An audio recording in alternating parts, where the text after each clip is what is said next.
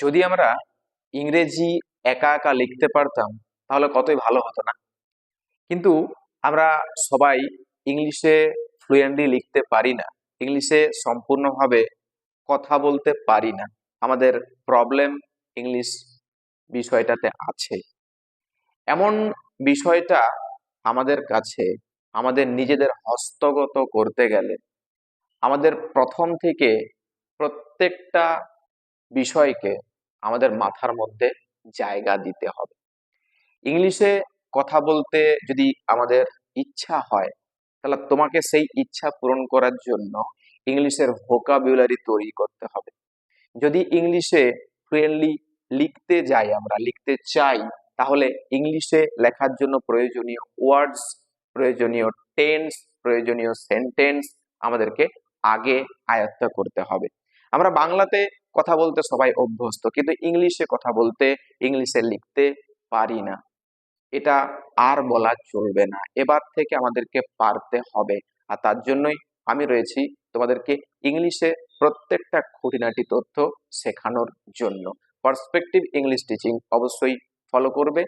English বিষয়টাতে কোনো সমস্যা তোমার আর থাকবে না। আজকে একটা গল্প লিখবো, কিন্তু গল্পটা লিখবো বাংলাগুলোকে সাজিয়ে সাজিয়ে। আমরা বাংলা লিখতে অভ্যস্ত, বাংলা বলতে অভ্যস্ত, কিন্তু বাংলাগুলোকে ইংলিশে কনভার্ট কিভাবে করতে হয় এটা দেখিয়ে আজকে গল্পটা লিখবো। এই গল্পটা ক্লাস 7, ক্লাস 8, ক্লাস 9 সবার জন্য কিন্তু গুরুত্বপূর্ণ, তাই প্রত্যেকেই ভালো করে মন দিয়ে ক্লাসটা দেখতে থাকো। দেখো, গল্প লিখতে গেলে একটা কোশ্চেন দেওয়া থাকে আমাদের, এবং কি এই গল্পে কিছু হিন্টসও দেওয়া থাকে গল্পটা লেখার জন্য। কোশ্চেনটা দেখি প্রথমে, রাইট এ স্টোরি, একটা গল্প লেখো উইথ দ্য ফলোয়িং হিন্টস, নিম্নলিখিত হিন্টস গুলোকে কাজে লাগিয়ে। হিন্টসে কি দিয়েছে? Frogs lived in a pond, ব্যাঙেরা বাস করতো একটা জলাশয়, দিঘি বা পুকুরে। Boys hits stones and hurt the frogs, ছেলেরা কি করতো? পাথর ছুড়তো, স্টোনস মানে পাথর, অ্যান্ড হার্ট দ্য ফ্রগস, এবং ব্যাঙগুলিকে কি করতো? আঘাত করতো। হার্ট মানে আঘাত করা। এ ফ্রগ আস্কড, একটা ব্যাঙ জিজ্ঞাসা করে যে why are you throwing stones, তোমরা পাথর ছুড়ছো কেন? বয়েজ রিপ্লাইড, ছেলেগুলো উত্তর দেয়, উই আর প্লেইং, আমরা তো খেলাধুলো করছি। ফ্রগস সেড, ব্যাঙেরা বলে যে it is death to us, এটা আমাদের মৃত্যুর কারণ। বয়েজ ফেল্ট সরি, ছেলেগুলো দুঃখ বোধ করে। স্টপড প্লেইং, তাদের খেলাগুলো থামিয়ে দেয় তারা। এই হিন্টসটাকে কাজে লাগিয়ে গল্পটা লিখবো। আগে বাংলাটা একটু পড়ে দেখিনি, গল্পের মধ্যে আমরা ইংলিশে কি কি লিখবো। প্রথমে দেখো বলা আছে কি, এক সময় কিছু ছেলে প্রতিদিন এক পুকুর পাড়ে খেলা করত। সেই পুকুরে কিছু ব্যাঙ বাস করত। ছেলেগুলি পাথর ছুড়তো এবং খেলার ছলে ব্যাঙগুলিকে আঘাত করত। সুতরাং ব্যাঙগুলি তো বিপদে পড়লো। একদিন একটি ব্যাঙ তার মাথা তুললো জল থেকে এবং ছেলেগুলিকে বলল, তোমরা পাথর ছুড়ছো কেন? ছেলেগুলি বলল, আমরা খেলছি। তারপর ব্যাঙটি বলল, তোমাদের কাছে এটা খেলা, কিন্তু আমাদের তো মৃত্যুর কারণ। এটা শুনে ছেলেগুলি দুঃখিত হলো এবং কথা দিল যে তারা আর পাথর ছুড়বে না। তারপর তারা তাদের এই পাথর ছুড়ার খেলা বন্ধ করে দিল। এই হচ্ছে আমাদের বাংলা। এটাকে আমরা ইংলিশে প্রত্যেকটি কথাকে ট্রান্সফার করব। কিভাবে করব দেখতে থাকো। গল্প লিখতে হলে আমরা জানি গল্পের একটা টাইটেল দিতে হয়, শিরোনাম থাকে, গল্পের একটা নীতি বাক্য থাকে। তাহলে শিরোনামে আমরা কি দিতে পারি? Some boys and the frogs, some boys and the frogs, এটা হচ্ছে আমাদের গল্পের টাইটেল। এবারে প্রত্যেকটা কথা কিভাবে ইংলিশে লিখতে হয় দেখো। টেন্সটা অবশ্যই মাথায় রাখবে। গল্প লিখতে গেলে একটা কথা আমাদের জানতেই হয়, টেন্স কিন্তু আমাদের সর্বদাই পাস্ট টেন্স, অর্থাৎ অতীত কালের টেন্স দিয়ে আমাদেরকে লিখতে হয়। সেটা পাস্ট ইনডিফিনিট হতে পারে, পাস্ট কন্টিনিউয়াস হতে পারে, পাস্ট পারফেক্ট হতে পারে। এবার দেখো বাক্যটা প্রথম কি হয়েছে, এক সময় কিছু ছেলে প্রতিদিন এক পুকুর পাড়ে খেলা করত। এক সময়কে আমরা ইংলিশে একটা ফ্রেজের মাধ্যমে ট্রান্সফার করতে পারি, এটা অ্যাডভার্ব ফ্রেজ, টাইম বোঝাচ্ছে এক সময়।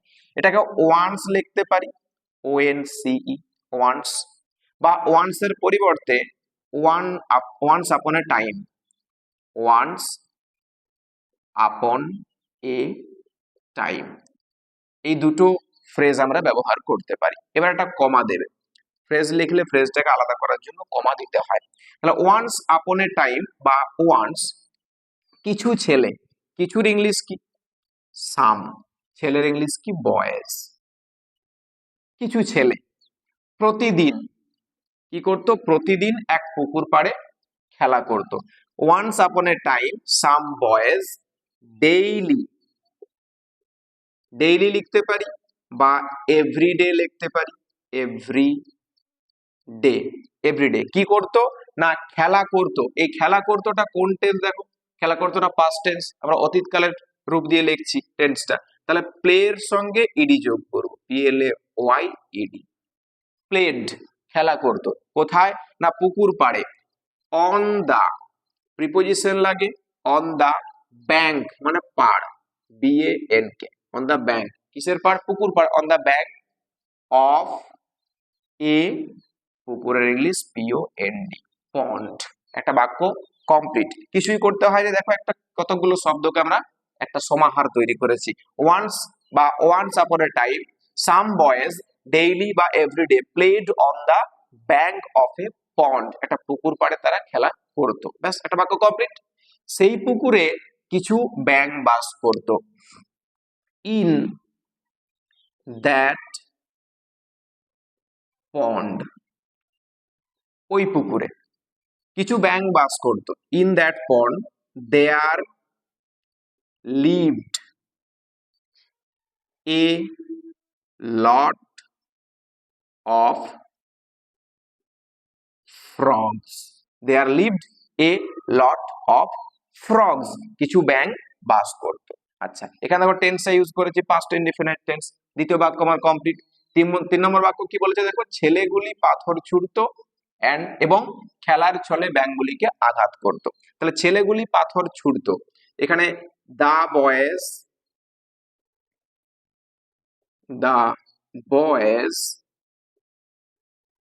ছুঁড়তো, ছোড়ার ইংলিশ থ্রো, যেহেতু পাস্ট টেন্সে লিখছি তাহলে থ্রিউ হবে, থ্রো এর পাস্ট টেন্স THREW, থ্রিউ। কি ছুঁড়তো? পাথর। স্টোনস, STONES, হয়েছে। তাদের দিকে লিখতে পারো to them, to them, and মানে এবং। কি করতো? না এবং খেলার ছলে ব্যাঙগুলিকে আঘাত করতো। অ্যান্ড আঘাত করার ইংলিশ হচ্ছে হার্ট, হার্ট দেম, তাদেরকে আঘাত করত। ফর দেয়ার, THEIR, তাদের খেলার ছল, প্লেফুল, PLAOYFUL, প্লেফুল, ফান করে দিতে পারি, মজা, প্লেফুল ফান, এই খেলার ছলে তারা তাদেরকে আঘাতও করত। ব্যাস। সুতরাং, সুতরাং এর ইংলিশ কি? সুতরাং ইংলিশ হচ্ছে সো। সো কি না ব্যাঙগুলি তো বিপদে পড়লো, সুতরাং দা ফ্রগস, ব্যাঙগুলি